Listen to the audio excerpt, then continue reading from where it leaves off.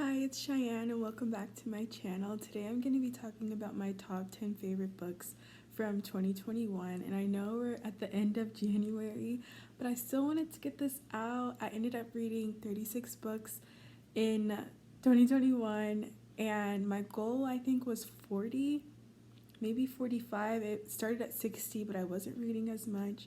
Anyways, let's just get to the books that I really loved. Let's start off with The Diary of Blood by St. Gibson. I remember seeing Literary Fairy, I think that's their name, on Instagram talking about this book. I think she's shared like a blurb from the author's page on Instagram, and I decided I needed to pick this up after reading a quick sample of it. And that's what I did, and I devoured it in like one day. I remember posting a TikTok about it and like going on, and like I was kind of going in circles even, but I ended up really loving it. It's about one of Dracula's brides. And the thing I love most about this book was just how it was written like a love story.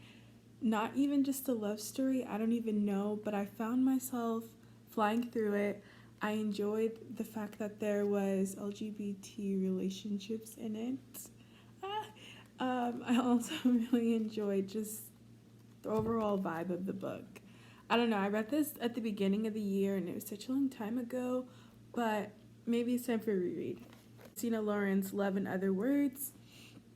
I went into this book knowing that it was super hyped on TikTok, and for some reason I fell into that hype. I was influenced for sure. Macy Sorensen, and we follow her in her life. She's getting engaged to this guy, but she's reflecting on her past. Her mom ended up passing away, and her dad decided to purchase a house, like a vacation house for his daughter, because her mom left a list of things that she wanted him to do to raise her. And he ended up following through on that list, and they got a vacation house. And when she first walks into this house, she sees a boy hiding in her closet, and so they develop like this really close friendship, and for some reason they ended up splitting apart once they reach high school or leaving high school. And then we're following them present day, getting back together, potentially falling back in love. I don't know, you're gonna have to read the book, but it was 5 stars. Obviously it's on this list.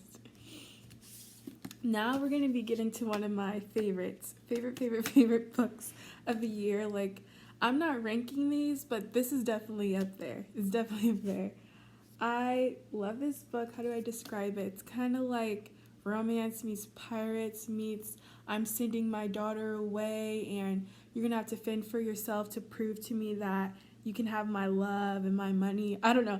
I'm not doing this justice at all. But this is about Fable, who is in this world of like sea merchants and living on a ship, and she's a thief, and she's from Javal. Well, not really from Javal, but that's where her father left her and told her, you got to make your own way, and when you do, get off this island, which is impossible. You need a lot of money. She's constantly being robbed. I don't know, just read it. I love the romance, everything about it. Yeah, I ended up reading Namesake shortly after. I'm pretty sure the covers connect. Let's do this. Show you guys. Pretty sure I did a vlog for this on my channel. Let's get this right. So beautiful. My favorite series, favorite YA fantasy of 2021, if I'm being completely honest, like fantasy series. So yeah, we follow Fable in the first book, and then this is the second book, which makes it a duology. And then she did end up releasing The Last Legacy in 2021 as well, and I didn't love it as much, if I'm going to be completely honest with you. I love Fable more than anything, but I'm going to support Adrienne Young and whatever she releases, and it was still a 10 out of 10 recommend. But my love for the first two in the duology it's there. It's always going to be there. Look, Legend Born by Tracy Deonn. I wanted to pick this up so bad for the longest time. When it first released, I did not have the funds to buy it. I was like, I'll just wait because I want to read this physically. I love the cover. I want it on my shelf. And Book of the Month ended up releasing it one month, so I decided to purchase it. And basically it's about this girl named Bree who also lost her mother. And that's kind of a theme in this What the heck? That's the thing. Like in the Christina Lauren book, she lost her mother. In Fable, she lost her mother. This book, oh my god. Anyway, I don't know. That's so morbid. But yeah, what is that? What is with authors killing off people's parents? Oh my gosh, it's so sad.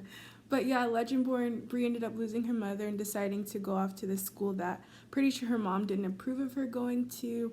And on her way there, she was mistreated, kind of bullied, set back, and she kind of starts to slack off. I don't know.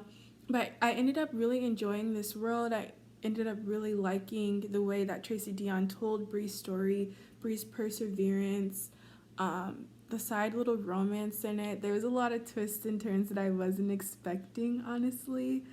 I don't know. I definitely want to do a reread before Blood Marked comes out. I think the release date was pushed further into the future. I don't know what day it was originally supposed to be released, but I saw some people that I'm friends with, not really friends, but I followed them on TikTok, complaining about how Blood Marked is going to be released later than it was supposed to be. I really, really love it. Honestly, I think I need to reread it, to be honest. I just know I ended up loving it. And towards the end of the year, I read The Keeper of the Night by Kylie Lee Baker, and this is the first book I've ever annotated that I own that's not for school, you know what I mean? Because I just loved it that freaking much. It's about Ren, who's a Shinigami Reaper. She's not accepted by the Reapers, and she also isn't accepted by Shinigami as well, which is interesting. So we begin the story with her living with her father, being a Reaper, and we notice her mistreatment. Her father mistreats her, her peers mistreat her, she's constantly antagonized, and anyways, they know that she's a Shinigami, but she's not allowed to tap into those powers, because if she did, they think she was too powerful. Anyway, she ends up tapping into those powers and setting off a whole chain of events where everyone's chasing after her. Little bit spoiler, she escapes, and we're following her in her journey to become a true Shinigami. And I love the romance. It completely broke my heart, and I thought I'd read you some of my favorite quotes, especially since I annotated it. I want to tell you some wholesome moments because there's a lot of really serious, like Ren being a complete badass and whooping ass and stuff like that. But I thought I'd give you a wholesome moment to start. Stop saying that. I looked up. Nevin was frowning, slipping his dirty glasses back on. Stop saying what? He glared at me through fogged lenses. Stopped acting as if I'd want to be anywhere without you. And so, yeah, Nevin's her brother, and we follow him a little bit in this book, too. I'm trying to start from the beginning of the book so I don't spoil too much. Here's Ren in one of her episodes of popping off as a Shinigami and Reaper. I would pluck off her limbs like children did with helpless insects, squash her under my heel and scrape her into the dirt. I would destroy her because we weren't in England anymore and there was no one to stop me from punishing those who deserved it.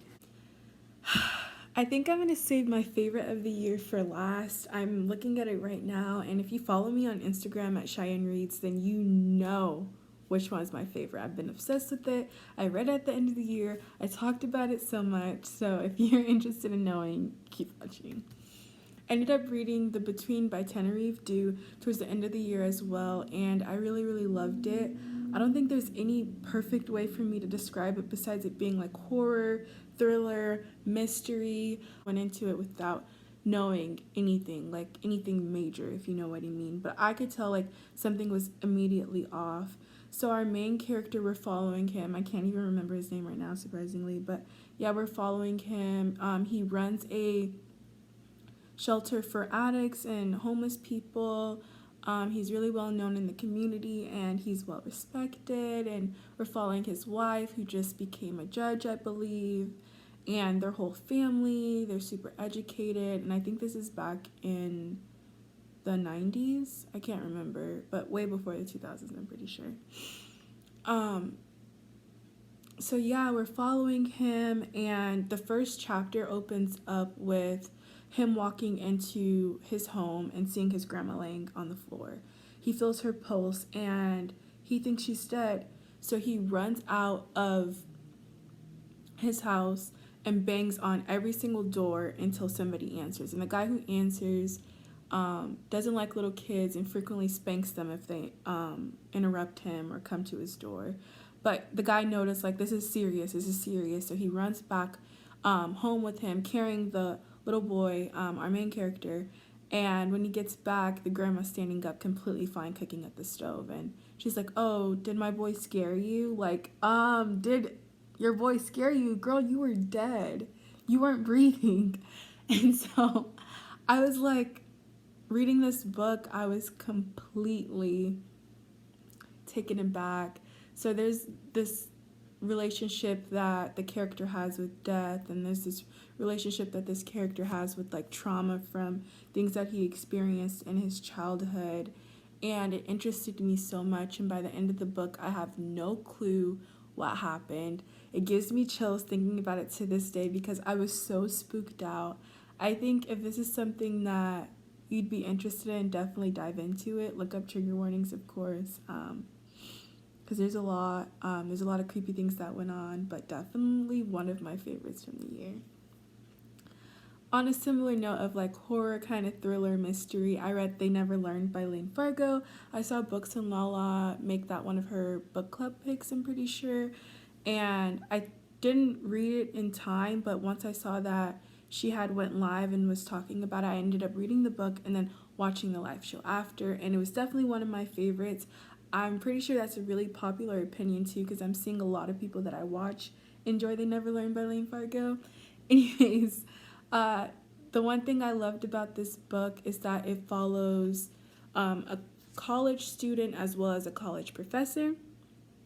And the college student has problems with her family and specifically her dad and the way that her dad treats her mom. Anyways, this girl, she is in college and she becomes friends with her roommate that she meets while they're living in a dorm together, and she kind of becomes obsessed with her, obsessed with the guy she's dating, and obsessed with the idea of taking things into her own hands. So essentially she's a vigilante. We see her struggle with some pretty hard things, like SA, and I don't know. It was just really deep, and it really kept me on the edge of my seat. The college professor, we know for a fact that she is a killer. I'm pretty sure the first chapter that we get from her is her coming after someone who ends up essaying someone else, and she typically chases after guys like that. I hope I'm not spoiling anything too much about her point of view, and if I am, I'm probably going to end up cutting this part out of the video, right? But I also respect women's wrongs. I don't know, that TikTok sound comes to my head when I think about this book because, I don't know, it was just such an amazing read, and that's all I can say without spoiling too much. But if you read this or any of these books, please comment and let me know what you think. And so I'm pretty sure I'm at my last 2 books, and these 2 honestly were my favorite. I saw one of my mutuals on TikTok compare these 2, and it's so weird and funny how I kind of agree and how they're like my top 2 essentially of 2021. So I guess we'll start with Heartbones by Colleen Hoover. And if you know that I read If It Ends With Us at the beginning of the year. Wasn't a favorite, but Heartbones definitely is. Heartbones follows a girl who ends up having a difficult relationship with her mother, who's a drug addict, and she decides to spend the summer with her dad. And through spending the summer with her dad, who's kind of absent in her life, started a new family. He's someone's stepfather. She meets her stepsister and gets introduced to her friend group, and the sister tries to set her up with a guy that lives next door to them. And anyways, we follow their love story, heartbreak. I don't know, it's just one of my favorites. I was feeling so emotional because that's how I always am with Colleen Hoover books, if I'm being completely honest. Definitely 5 out of 5 stars. If you guys want a more in-depth review for that, I definitely can get it, because I can go on and on and on about how much I love Heartbones and how much the main character really touched my heart. I mean, the couple touched my heart. Favorite book of 2021 is 7 Days in June by Tia Williams. Yeah, so anyways, this was sitting on my shelf for a while. I remember when it first released last year, I immediately went out and bought it. I went to Target and I was like, hey, can you match Amazon's pricing? Because I did not want to pay extra. They were like, oh, use the Target app. She ended up using the Target app for me. Got it for like $17 or whatever. And I read like the first like 25 pages and was like, oh my gosh, this is kind of heavy for me right now. So I ended up putting it down and decided to pick it back up. And with this book, I definitely say look for the trigger warnings or research them. If you need me to research them, I definitely will for you. But like just to mention, there's like abuse, drug addiction, essay, pretty sure. Just a lot of different things that are like really hard to read about for some people. So I wouldn't want to recommend you something that's could harm you. You know what I mean? I like to be really forthcoming with what books I'm reading. But yeah, so we follow Ava, who has a mom who's a drug addict, and we follow her struggling as a teenager. She has a chronic health problem where she gets extremely bad migraines and she's on like all this medication, and she meets this guy in high school named Shane. If there's anybody's name I'm gonna remember, it's Shane. Just like if this is a real guy, like all bets are off. Like, oh my gosh, Shane. That's all I think about when I think of this book. I read whole playlists dedicated to their relationships. If you want some songs about this book that I really love that are relate to this book, please let me know because I have some. Anyways, back to the topic. She meets Shane, who is a troubled kid as well, and he used to get into fights often, and he still does when we first meet him in the book. His younger self, because this book takes place in the past from their 7 days that they spent together to the present of them meeting back up together. And it is a second chance romance, which I really love. I don't want to give too much of the book away, but it's two troubled kids finding their way in the world, and when they meet back up, they're both authors, and it picks up from there. Definitely 5 out of 5 stars, and I have a whole soundtrack for this book that I found and kind of put together my own little songs for them in my head that I listen to pretty often. Anyways, I ended up really loving this book. T. Williams, if you're watching this, I love you. I love your writing. That was the 10 books that I really loved in 2021. I'm looking forward to a great reading year in 2022. I've already read 10 books, and I'm so excited that I'm starting the year off so strong and getting back into my love for reading. If you want to hear more from me, follow my Instagram at Cheyenne Reads, subscribe to this YouTube channel, and comment